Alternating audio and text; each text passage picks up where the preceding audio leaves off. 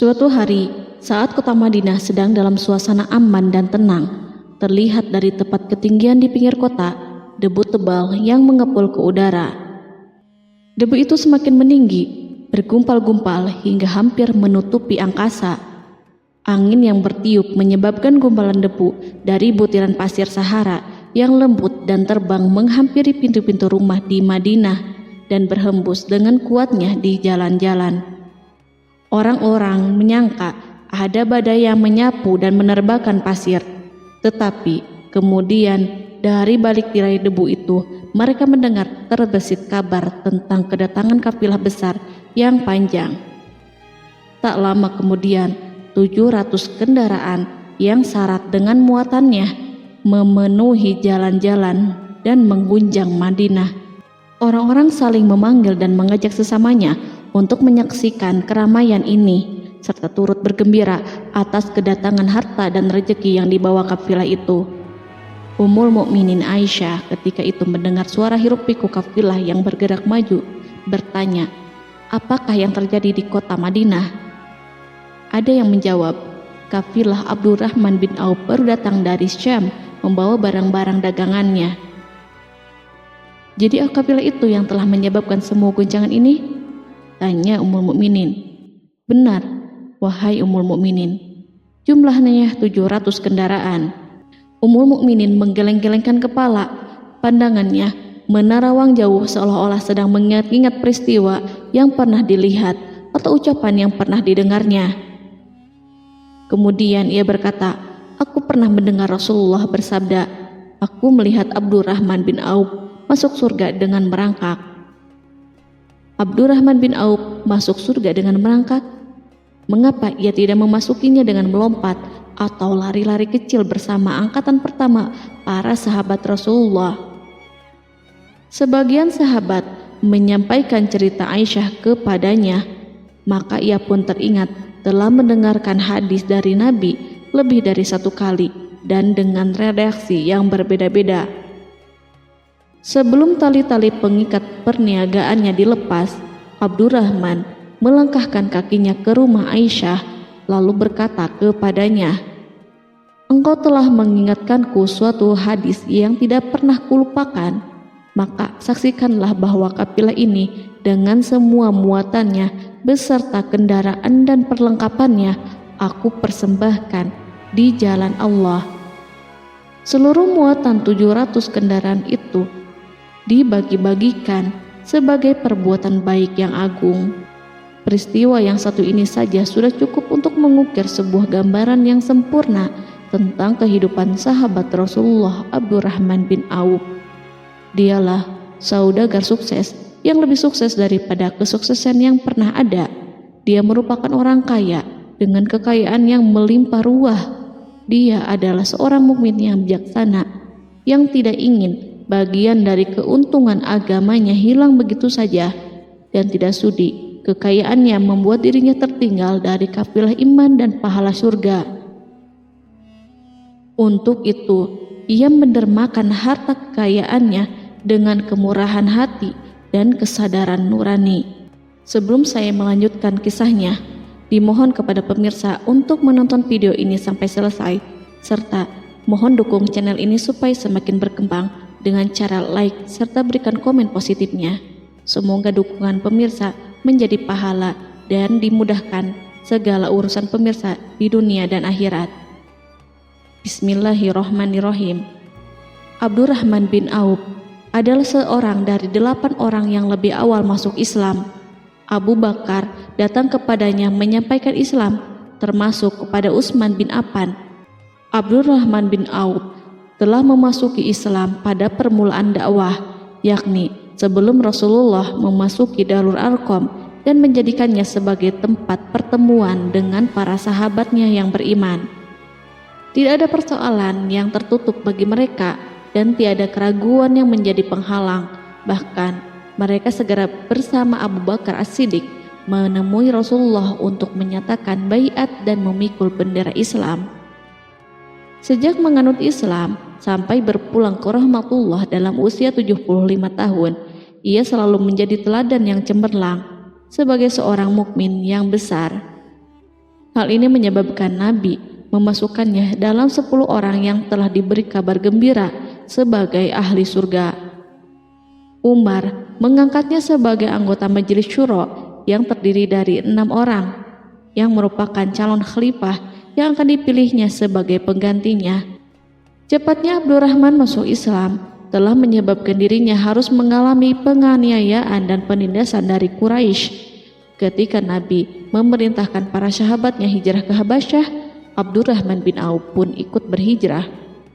Kemudian ia kembali lagi ke Mekah, lalu hijrah untuk kali keduanya ke Habasyah, dan selanjutnya hijrah ke Madinah. Keuntungannya dalam perniagaan sangatlah besar, hingga mencapai batas yang membuat dirinya merasa takjub dan heran, sehingga ia berkata, "Sungguh aku melihat diriku ini, seandainya mengangkat batu, niscaya aku temukan emas dan perak di bawahnya." Perniagaan bagi Abdurrahman bin Auf bukanlah jenis perdagangan yang tercela maupun monopoli. Bahkan ia sendiri bukanlah orang yang berlomba-lomba untuk mengumpulkan harta atas dorongan agar menjadi orang kaya. Sekali-kali bukan itu, melainkan suatu amal dan kewajiban yang keberhasilannya akan menambah kedekatan jiwa kepada Allah dan berkorban di jalannya. Abdurrahman bin Auf adalah seorang yang kuat emosi jiwanya, di mana ia menemukan kepuasan emosinya itu dalam amal yang mulia. Apabila ia tidak sedang sholat di masjid dan tidak sedang berjihad dalam peperangan, ia pasti sedang mengurus perniagaannya yang berkembang pesat. Sehingga kafilah-kafilah dari Mesir dan Syria membawa ke Madinah barang-barang muatan yang dapat memenuhi kebutuhan seluruh jazirah Arab, baik pakaian maupun makanan.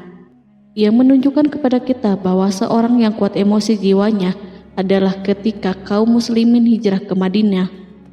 Rasulullah pada waktu itu menerapkan aturan untuk mempersaudarakan 2 orang sahabat, salah seorang dari muhajirin warga Mekah dan yang lainnya dari Ansor penduduk Madinah. Persaudaraan ini berjalan dengan sempurna hingga membuat hati terpesona. Orang-orang Ansor yang merupakan penduduk asli Madinah membagi seluruh kekayaan miliknya menjadi 2 dengan saudaranya dari kalangan muhajirin. Bahkan istri pun direlakannya. Ketika itu Rasulullah mempersaudarakan antara Abdurrahman bin Auf dengan Sa'ad bin Rabi. Sa'ad bin Rabi berkata kepada Abdurrahman, "Saudaraku, aku adalah penduduk Madinah yang paling banyak harta. Silahkan pilih separuh hartaku dan ambillah. Aku juga mempunyai 2 istri. Perhatikanlah yang lebih menarik hatimu, dan aku akan menceraikannya sehingga engkau dapat memperistri dirinya." Abdurrahman bin Auf pun menjawab, "Semoga Allah memberkahi dirimu dalam istri dan hartamu. Tunjukkanlah kepadaku letak pasar." Abdurrahman pergi ke pasar. Ia berjual beli di sana dan mendapatkan keuntungan.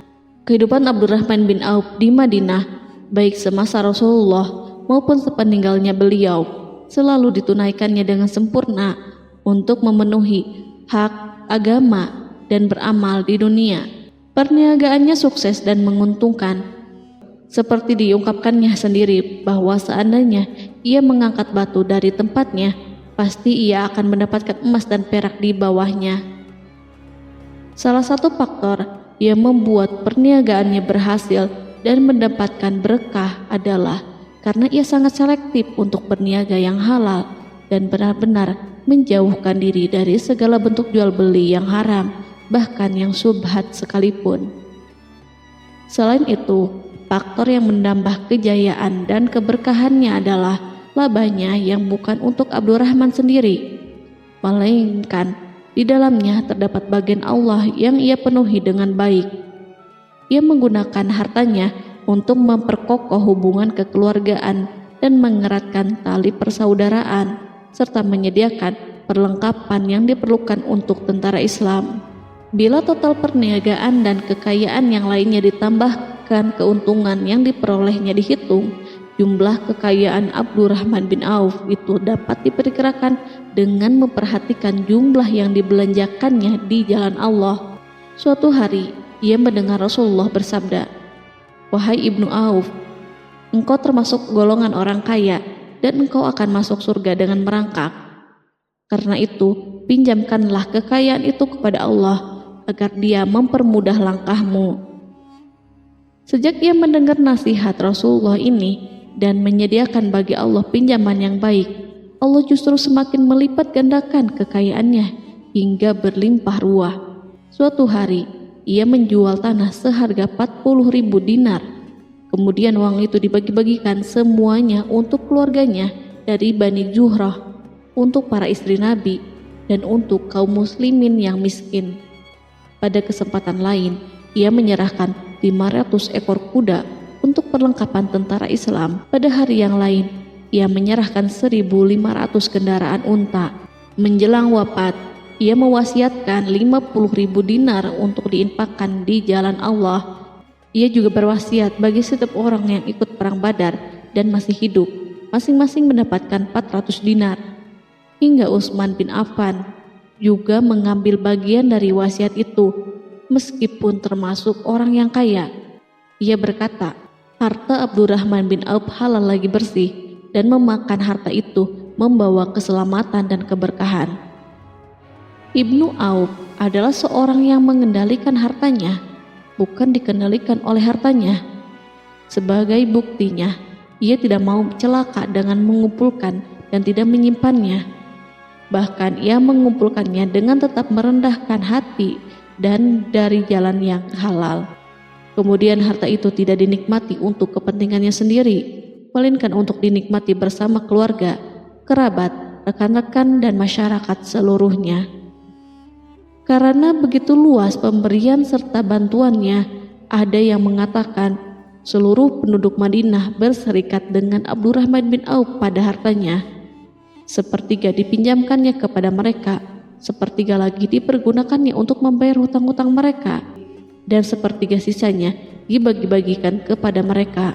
Harta kekayaan ini tidak akan pernah membuat kelegaan dan kesenangan pada dirinya selama ia belum menemukan jalan untuk membela agama dan membantu rekan-rekannya. Adapun untuk selain itu, ia selalu merasa khawatir terhadap kekayaannya. Pada suatu hari, dihidangkan kepadanya makanan untuk berbuka karena waktu itu sedang berpuasa. Ketika pandangannya tertuju pada hidangan tersebut, selera makannya pun bangkit. Namun, ia justru menangis sambil berkata, "Mus'hab bin Umair telah gugur sebagai syahid dan ia jauh lebih baik daripada aku. Ia hanya mendapat kafan sehelai kain yang jika ditutupkan ke kepalanya, maka kelihatan kakinya, dan jika ditutupkan ke kedua kakinya, terbukalah kepalanya. Demikian pula Hamzah yang jauh lebih baik daripada aku. Ia pun gugur sebagai syahid, dan saat akan dikuburkan hanya mendapatkan sehelai selendang. Dunia ini telah dihamparkan kepada kami seluas-luasnya, dan hasil sebanyak-banyaknya telah diberikan kepada kami. Sungguh kami khawatir bila pahala kebaikan kami telah disegerakan balasannya di dunia." Pada peristiwa lain, sebagian sahabat berkumpul bersamanya menghadapi jamuan makan di rumahnya. Tak lama setelah makanan diletakkan di hadapan mereka, Abdurrahman menangis sehingga rekan-rekannya bertanya, "Apa yang membuatmu menangis, wahai Abu Muhammad?" Ia pun menjawab, "Rasulullah telah wafat, dan semasa hidup beliau beserta keluarganya tidak pernah merasakan kenyang makan roti gandum. Apa harapan kita apabila dipanjangkan usia tetapi tidak menambah kebaikan bagi kita?" Demikianlah, kekayaan yang melimpah itu sedikit pun tidak membangkitkan kesombongan dan takabur dalam dirinya. Bahkan orang-orang mengatakan tentang dirinya, seandainya seorang asing yang belum pernah mengenalnya kebetulan melihatnya sedang duduk bersama budak-budaknya, niscaya ia tidak bisa membedakan di antara mereka. Tetapi bila orang asing itu mengenal satu saja sisi jihad Ibnu Auf dan ujian yang dihadapinya, ia pasti langsung mengetahui siapa dia. Misalnya, ia mengetahui bahwa di badannya terdapat 20 bekas luka di perang Uhud, dan bahwa salah satu dari bekas luka itu meninggalkan cacat pincang yang tidak sembuh-sembuh pada salah satu kakinya. Contoh lain, beberapa gigi serinya rontok di perang Uhud yang menyebabkan kecedalan yang jelas pada ucapannya. Saat orang asing itu tahu salah satu sisi ini, ia pasti menyadari bahwa laki-laki yang berperawakan tinggi dengan wajah berseri, kulit halus, pincang, cedal sebagai tanda jasa dari perang Uhud, itulah orang yang bernama Abdurrahman bin Auf. Semoga Allah ridho kepadanya. Kita sudah terbiasa memperhatikan tabiat manusia, bahwa harta kekayaan itu biasanya menyebabkan seseorang suka berkuasa. Artinya, orang-orang kaya selalu gandrung untuk memiliki pengaruh guna melindungi kekayaan mereka dan melipat gandakan pengaruh itu. Selain untuk memuaskan nafsu demi kebanggaan dan kepuasan pribadi, semua ini merupakan sifat yang biasa dibangkitkan oleh kekayaan. Tetapi bila kita melihat Abdurrahman bin Auf dengan segala kekayaannya yang melimpah, menemukan manusia ajaib yang sanggup menguasai watak dasar manusia dalam bidang ini dan melangkahinya ke puncak ketinggian yang istimewa. Peristiwa itu terjadi ketika Umar bin Khattab hendak berpisah dengan rohnya yang suci dan memilih 6 orang di antara mereka, para sahabat Rasulullah, agar memilih salah seorang di antara mereka untuk menjadi khalifah yang baru. Pada waktu itu, semua jari menunjuk kepada Ibnu Auf. Bahkan sebagian sahabat telah menegaskan bahwa dialah yang berhak menjadi khalifah di antara 6 orang itu. Namun, ia menjawab, "Demi Allah, seandainya diambilkan pisau lalu ditaruh ke atas leherku, kemudian kalian menusukkannya sampai tembus, itu lebih baik aku sukai daripada menerima jabatan tersebut." Demikian, saat awal 6 orang terpilih itu mengadakan pertemuan untuk memilih salah seorang di antara mereka untuk menjadi khalifah yang akan menggantikan Al-Faruq, Umar bin Khattab, Abdurrahman telah menyatakan kepada mereka bahwa ia telah melepaskan haknya yang dilimpahkan Umar kepadanya sebagai salah seorang dari 6 calon yang akan dipilih menjadi khalifah. Dengan demikian, kewajiban mereka untuk melakukan pemilihan itu terbatas di antara mereka yang berlima saja. Sikat juhudnya terhadap jabatan dan pangkat ini dengan cepat telah menempatkan dirinya sebagai hakim di antara 5 orang tokoh terkemuka itu. Mereka menerima dengan senang hati agar Abdurrahman bin Auf menetapkan pilihan kepada khalifah itu terhadap salah seorang di antara mereka berlima. Ali mengatakan, "Aku pernah mendengar Rasulullah menyifatimu bahwa engkau adalah orang yang dipercaya oleh penduduk langit dan dipercaya pula oleh penduduk bumi." Ibnu Auf akhirnya memilih Utsman bin Affan untuk jabatan khalifah dan lainnya pun menyetujui pilihannya. Itulah hakikat seorang laki-laki yang kaya raya dalam Islam.